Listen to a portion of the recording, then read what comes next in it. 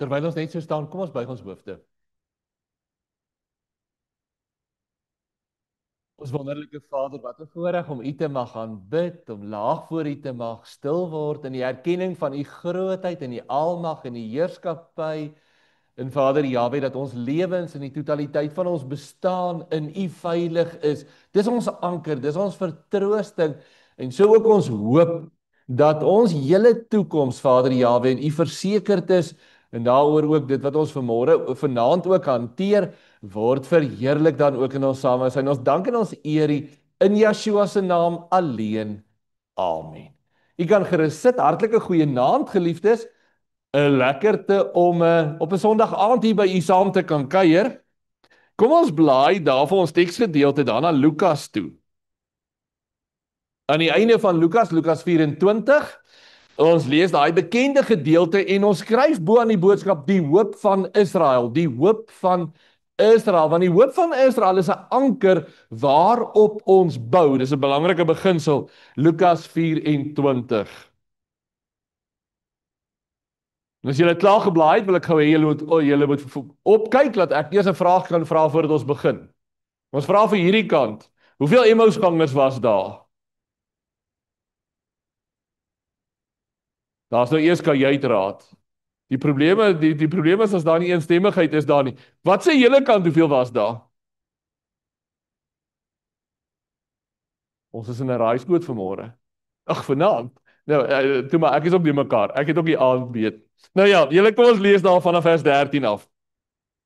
En twee van hulle was dieselfde dag op pad. Nou gaan almal sê ja, nee, ons het geweet daar was twee. Goed. Twee van hulle was op pad op die dorp 8 myl van Jerusalem af met die naam van Emmaus. En hulle was in gesprek met mekaar oor al hierdie dinge wat voorgeval het. En terwyl hulle praat en mekaar ondervra, kom Yeshua self nader en loop met hulle saam, maar hulle oë is weerhou sodat hulle hom nie kon herken nie. Dis nou daar Lukas 24 vers 16. Vers 17. En hy sê vir hulle: "Watter woorde is dit wat julle met mekaar loop en wissel en waarom is julle bedroef?" En die een wie se naam Kleopas was, antwoord en sê vir hom: "Is u alleen 'n vreemdeling in Jerusalem en weet u nie van al die dinge wat in hierdie dae daarin gebeur het nie?" En hy sê vir hulle: "Watter dinge?" En hulle antwoord hom: "Die dinge aangaande Yeshua die Nasareëner, wat 'n profeet was, 'n kragtig en werk en woord voor Elohim en die hele volk. En hoe ons owerpriesters en owerstes hom oorgelewer het tot die doodstraf en hom gekruisig het.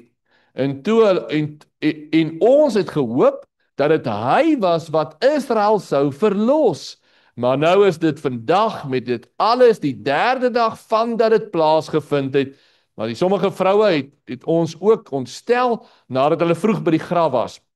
En toe hulle sy liggaam nie kry nie, het hulle gekom en gesê dat hulle ook 'n gesig gesien het van engele wat sê dat hy lewe. En sommige van die wat saam met ons was, het na die graf gegaan en dit net so gevind, soos die vroue ook gesê het, maar hom het hulle nie gesien nie. En hy sê vir hulle: "O onverstandiges, met harte wat traag is om te glo alles wat die profete gespreek het. Moes die Messia nie hierdie dinge ly en in die heerlikheid ingaan nie?" En hy het begin om van Moses af al die profete af vir hulle uit te lê in al die geskrifte dinge wat op hom betrekking het. En dan lees ons vers 44. En hy sê vir hulle: "Dit is die woorde wat ek met julle gespreek het toe ek nog by julle was, dat alles wat oor my geskrywe is in die wet van Moses en die profete en die psalms vervul moet word." Dis sover lees ons saam. Geliefdes, Yeshua was die hoop van Israel. Ons kry kan julle onthou wanneer kry ons daai eerste belofte van die hoop van Israel wat kom? In Genesis 3 vers 15, wanneer hy sê hy sal hom die kop vermorsel. Dan word hy so mooi in Jeremia 14 vers 8 genoem, die verwagting in ons Afrikaanse vertaling, maar die hoop van Israel, Jeremia 14 vers 8 en Jeremia 17 vers 13. Elke keer verwys hulle na Yeshua, na Yahweh as die hoop van Israel. Maar die hoop van Israel word besonderlik gevind in die koms van Yeshua. Daarom, hy sal jou die kop vermorsel vanweë die profesie van die koms van Yeshua. Dan kom dit aan Abraham, Genesis 12, in jou saad sal die geslagte geseën word, die profesie van Yeshua. Dan kom Jesaja 9, wanneer hy sê, want 'n kind sal vir ons gebore word, hy sal genoem word, wonderbare raadsman, sterke God, ewige Vader, vredevors, en al hierdie gaan die profesie van Yeshua, Jesaja 9, wanneer hy sê, van die takkie daar sal 'n takkie uitspruit uit die stomp van Isaï. Elkeen van daai profesieë skep hierdie verwagting. Onthou, ons gaan nou terug na Israel se tyd toe. Hierdie verwagting na die koms. Hy gaan die Satan se kop vermorsel. Hy is die saad in wie ons geseën gaan word. Hy is vredevors, ewige God en Vader, tot vermeerdering van heerskappy en vrede tot in alle ewigheid. En hulle het hierdie verwagting na hom, Micha 5 vers 2 wat sê, en hy sal hulle prys gee. Israel sal prysgegee word, sal verstrooi word, sal onseker word tot wanneer? Tot 'n barende gebaar het. En daar is daai verwagting in Israel vir die koms van hierdie kind wat gebore moet word. Hierdie belofte, hierdie Jesaja kind wat gebore moet word, hierdie pragtige profesie van die koms, en dan in die volheid van die tyd word Yeshua gebore. In die perfekte tyd, Galasiërs 4 vers 4 sê, in die volheid van die tyd word hy gebore. En Paulus getuig van hom, dat hy juis die hoop, blaai gou dan na Handelinge 28 toe. Handelinge 28. Paulus kan hy getuienis lewer, dat hy juis daai belofte is. En dat Paulus hulle se getuienis is juis oor hierdie hoop van Israel. Handelinge 28 vers 20. Voor ons dit lees, kyk gou op. Wat is jou en my hoop? As ek nou jou eerlik moet vra, Petrus, wat is jou hoop vir die toekoms? As jy nou iets lees en jy kyk, wat is ons hoop, ons verwagting? Baie keer praat ons met mense, wat gaan gebeur? Wat lê voor in die toekoms? Nou, 'n ander vorm daarvan is daai hoop. Nou wil ek vir jou vra, daar waar jy sit, wat is jou fokus van jou hoop? Wat is ons verwagting? Waarna hoop ons? Waarin spandeer ons tyd? En waarmee is ons besig in terme van daai hoop? Hoor hoe mooi sê Paulus dit in hoofstuk Handelinge 28 vers 20.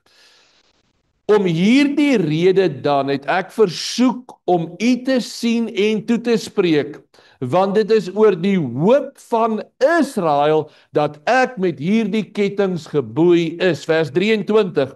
En hulle het vir hom 'n dag bepaal en baie het namens die verblyfplek gekom, en in kragtige getuienis het hy vir hulle die koninkryk van God uitgelê van die môre vroeg tot die aand toe, en het uit die wet van Moses en uit die profete hulle probeer oortuig aangaande Yeshua. So hierdie anker is vas van Yeshua. Bly nou by my, dis nou belangrik. Dit was Paulus, hulle se hele getuienis, hulle hoop, hulle verwagting, hulle alles. Ook in 2 Korintiërs 1 vers 20. Hoeveel beloftes daar ook van Jahwe mag wees, is ja en amen in Yeshua. Hierdie is belangrik, bly nou by my. Matteus 5 vers 7. Ek het nie gekom om die wet en die profete te ontbind nie, maar om dit te vervul. Yeshua is daai vervulling. Hy is die hoop, hy is die verwagting. Blaai gou saam na Handelinge 13 toe. Handelinge 13. Handelinge 13 vers 32.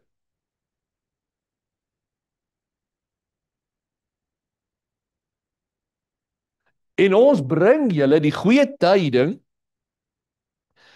tyding van die belofte wat aan die vaders gedoen is, dat God dit aan ons, hulle kinders vervul deur Yeshua op te wek, soos hy daar ook in die tweede Psalm geskrywe is, U is my seun, vandag het ek U gegenereer. Julle wat mooi is, hy kom hier en hy sê, dis aan ons vaders geprofeteer, dat hy gaan opstaan uit die dood, net so ook, een van die Psalms, en dan haal hy dit aan om pragtig te sê, dit is soos dit geprofeteer is, U is my seun, vandag het ek U gegenereer in Psalm 2. So julle gaan ons sien baie duidelik, die fokus van Paulus, die fokus van die Ou Testament, die vervulling in Yeshua. En bly nou by my. En in die volheid van die tyd kom Yeshua. En soos geprofeteer of verwag, deur Yeshua self, staan hy uit die dood uit op in mag en majesteit. Hy staan in heerlikheid op en bly by my. En hy vervul elke profesie wat daar was. Vervul hy alles wat heen gewys het na die Messia, vervul hy in sy opstanding. In mag en in majesteit staan hy op. Maar onthou wat ons al laas gesê het, want dit is belangrik ook vir vanaand, ons sien dit nie in die vlees nie. Dis vervul, maar ons sien dit nie in die vlees nie. En daarom is dit nodig dat ons deur geloof dit sal getuig. Blaai gou daarna Lukas 24 toe. Terug. Lukas 24.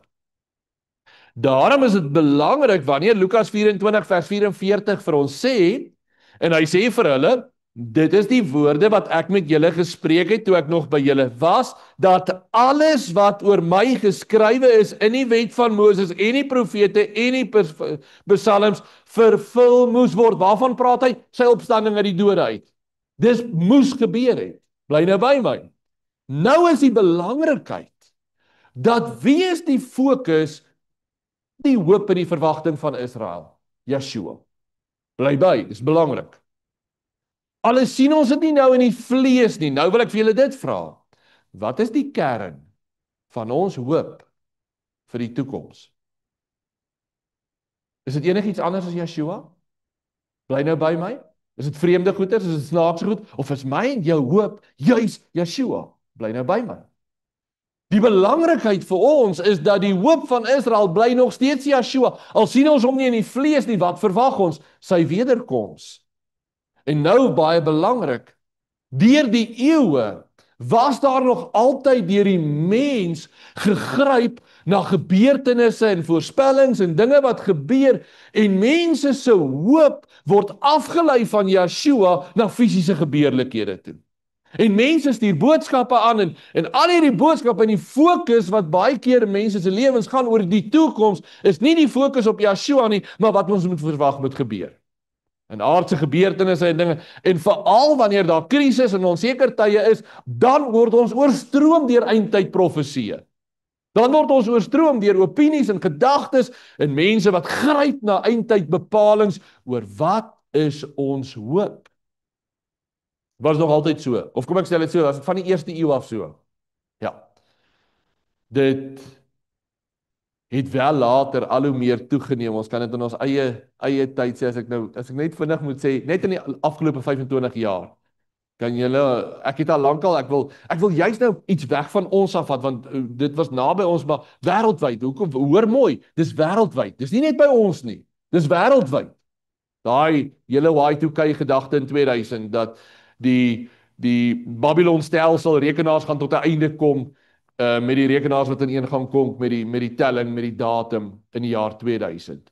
En elke keer is daar iets wat na vore kom, en ek kan nou vir julle persone se name sê, wat hoeveel het, en ek noem spesifiek nie in Suid-Afrika nie, want ons kry daarmee te doen, maar ek wil vir julle klem lê, dis wêreldwyd, dis nie net hier nie.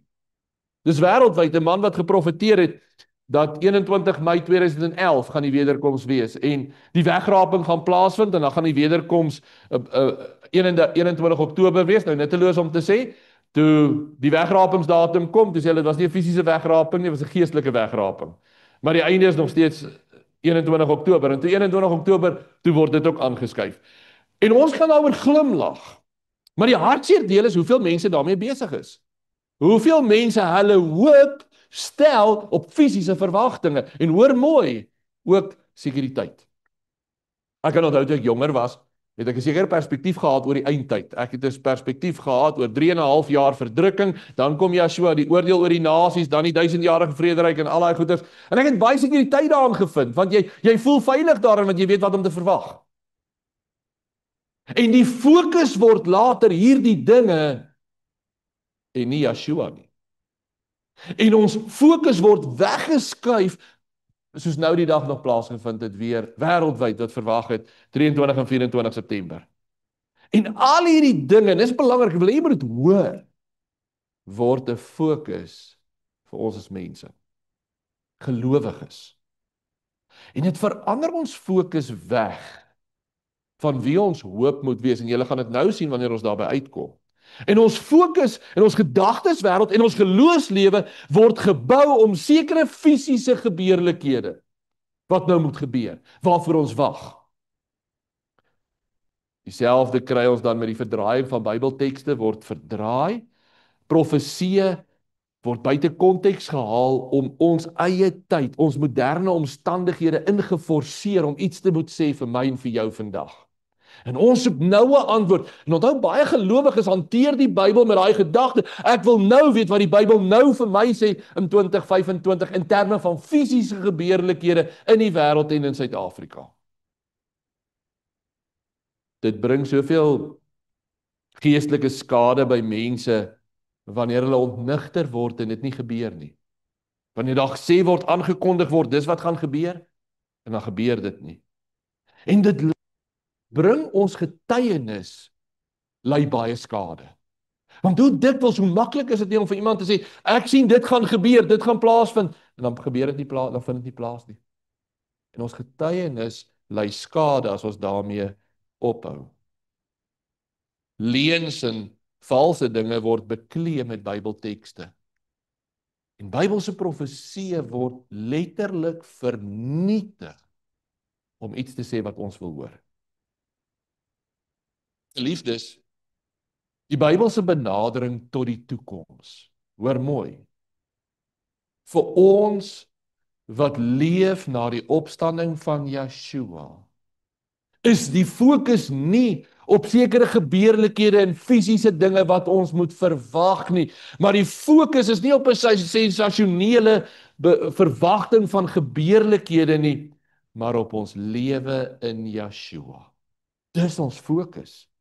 Die Bybelse fokus is nou op die grondslag, eerstens, hoor mooi, die grondslag van die vervulling van Yeshua van al die beloftes in hom, dat hy kan sê dit is volbring, dat hy kan sê dit is vervul. Dis die fokus van die woord van God, dat daar die profeseë vervul is, en dan wanneer ons kyk na die toekoms, dan verwag ons die koms van Yeshua, maar solank as wat hy nie kom nie, is ons fokus as gelowiges om in hom te leef, nie op aardse verwagtinge wat ons wil hê nie. Hoor mooi, ons fokus is nie op vleeslike dinge wat moet plaasvind nie, maar op ons lewe in Yeshua. Die praktiese riglyne van die woord van Jahwe. Leef met 'n verwagting en 'n oorgawe in Yeshua, nie 'n spekulasie oor wat jy dink gaan gebeur nie. Wees waaksaam en wakker om aktief Jahwe te dien en nie in die verwagting van aardse dinge en die spekulasie daarop nie. Ons verwagting van die koms van Yeshua moet ons nie laat gryp na allerhande ander dinge nie, maar om heilig te wees voor Jahwe. Julle gaan sien, ons vlees wil altyd aan iets gryp, ons vlees wil 'n vleeslike stappe doen in die verwagting, terwyl die woord van Jahwe is, wees heilig want ek is heilig. Die toewyding van ons om vrug te dra tot eer van Jahwe. Nie om vrugteloos vas te gryp aan vrees en angs en onsekerhede nie. En daarom word ons roeping, vir ons wat kyk na die toekoms, ons hoop met die koms van Yeshua, het ons 'n roeping. En Jahwe roep ons om my roeping te vervul, totdat hy kom. Om daarmee besig te wees. Om elke dag, Handelinge 1 vers 7 tot 8, Yeshua, daai opdrag, daai taak, dat ons opdrag is nie nou om tye en seisoene te bepaal nie. Hy sê dit uitdruklik, dis nie ons werk nou om tye en seisoene en dinge te bepaal nie. Ons werk is om die evangelie van Jahwe te dra tot sy eer. Ons daaglikse verantwoordelikheid na te kom, om lig te wees in 'n donker wêreld. Om alles wat gesê word, te toets aan die woord van Jahwe. En as die woord van Jahwe dit nie sê nie, om dit te ignoreer. Om standvastig in die geloof te bly, ongeag geraas en dinge wat kan gebeur, en uitdagings en mense wat dinge sê, en verwagtinge, kan ons vas staan in die geloof. En julle, dis die belangrikheid van ons as gelowiges.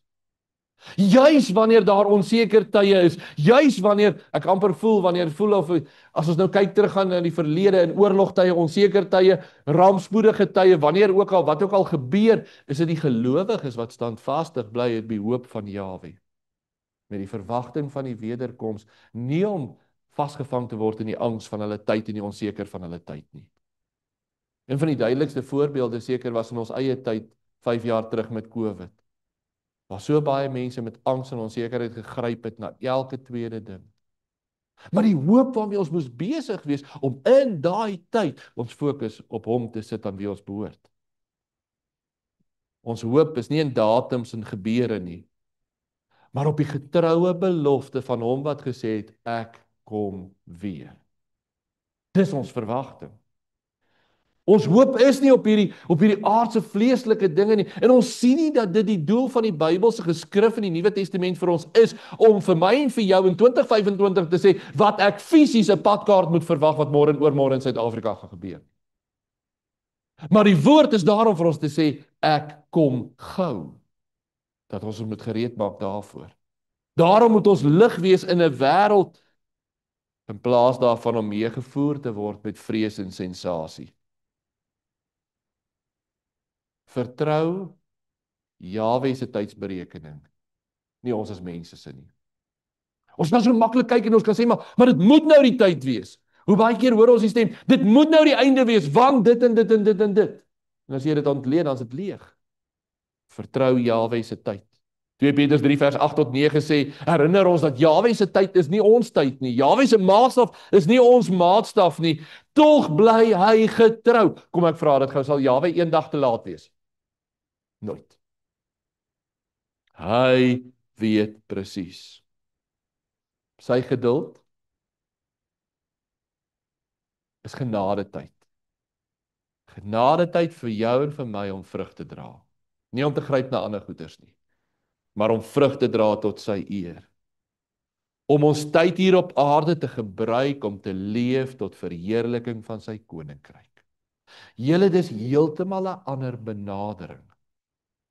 Jou een benadering is om te probeer uitbereken, maar wat moet gebeur en waarvoor wag ons en wat gaan in die wêreld gebeur en wat gaan en so was dit deur al die eeue van, ek wil amper sê in my leeftyd van die Golfoorlog af reg deur tot vandag met Oekraïne en alles. Ons is nog al die tyd besig met hierdie fokus op al hierdie ander goeders.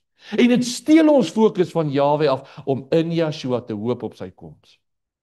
Mense word bang, onseker, en dit word vir hulle anker om daarin vas te hou en nie in Jahwe nie. Daarom vanaand se vraag.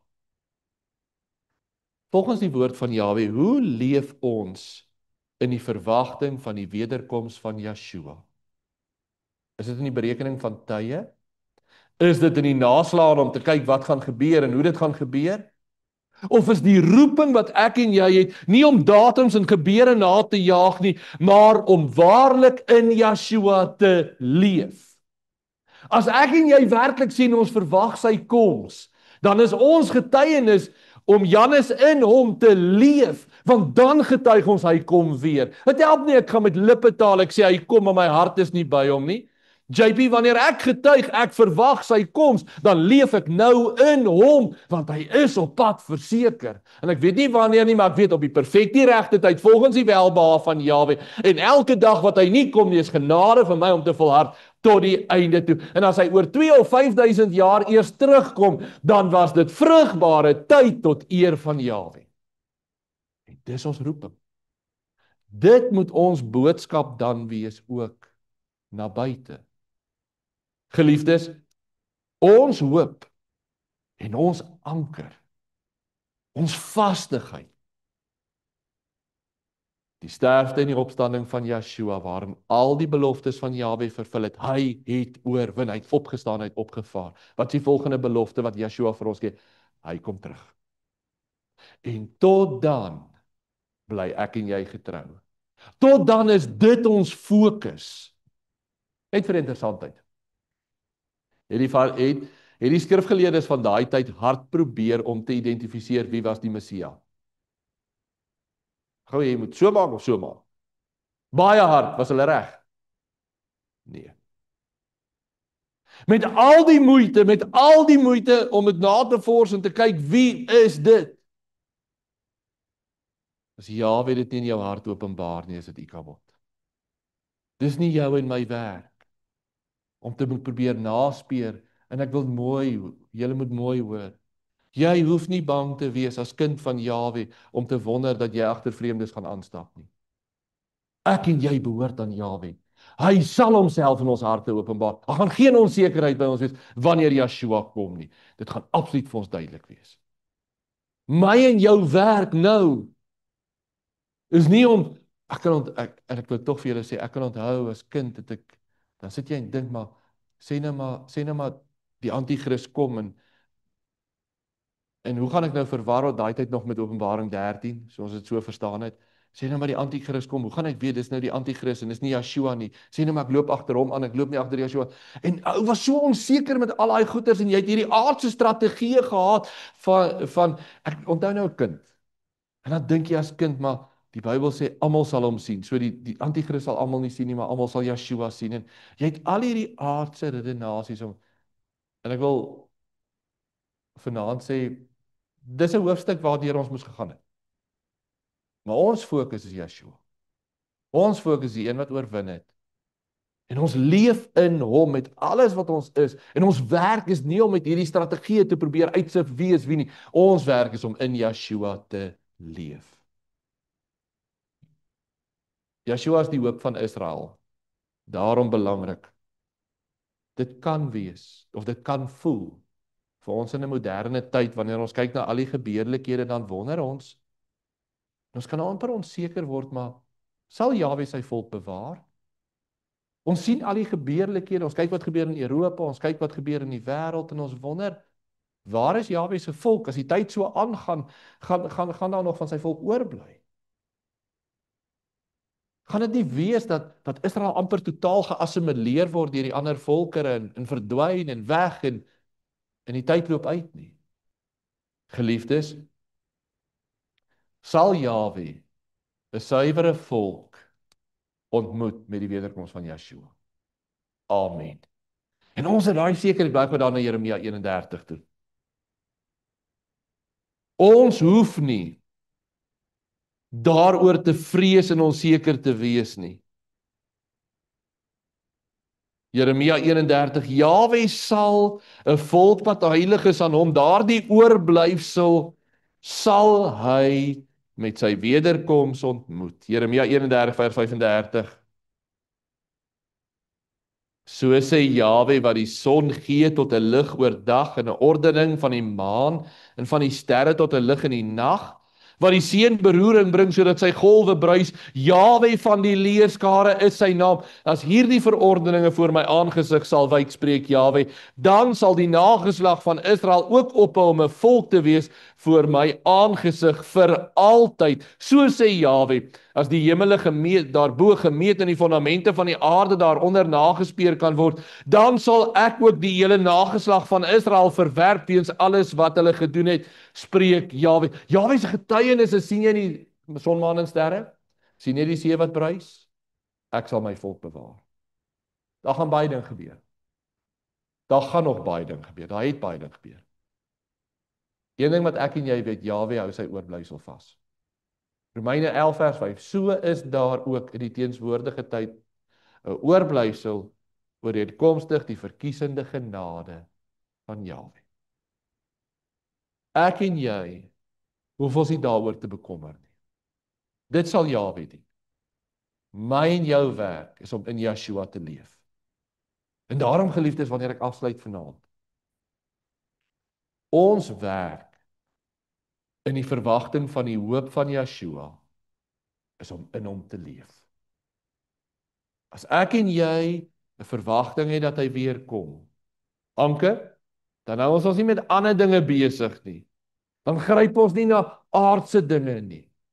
Ons leef in Yeshua totdat hy kom. Net as 'n verwysingsraamwerk.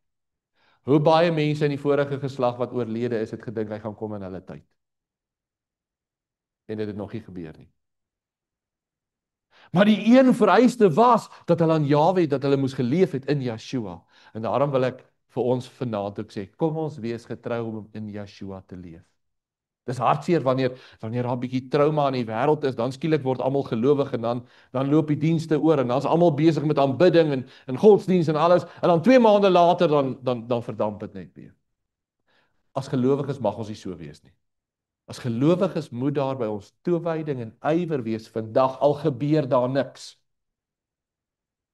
Al gebeur daar niks môre nie, moet ek en jy vandag getrou wees. En dis juis en daarom wil ek sê elke fasette met ons stilte tye, met ons onderlinge byeenkomste, om nie laks en lui te word nie. Dis maklik om lui te word, dis maklik om kort paaie te vat, maar ek en jy het 'n hoop, en daai hoop dring ons om getrou te wees. Daai hoop dring ons om Jahwe te dien. Nie oor wat sê ander mense en wat gebeur en wat sê omstandighede in die wêreld nie. Die hoop wat vir ons geanker is in Yeshua. Laat ons daarin getrou wees. Kom ons staan dan bid ons saam.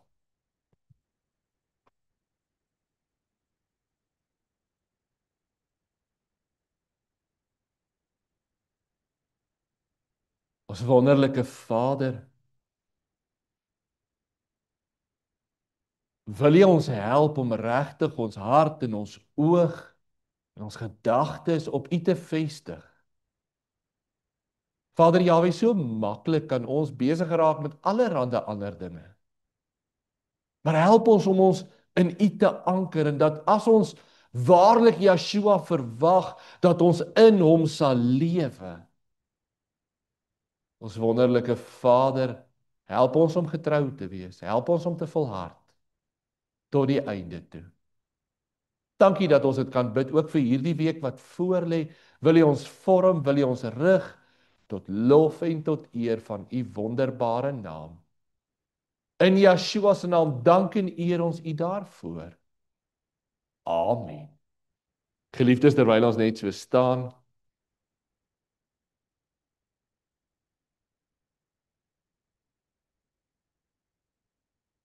kom ons hef ons hande op, dan ontvang ons die seën van Vader Jahwe. Jahwe sal ons seën en ons behoed. Jahwe sal sy aangesig oor ons laat skyn en ons genadig wees. Jahwe sal sy aangesig oor ons verhef en aan ons sy vrede gee. Amen.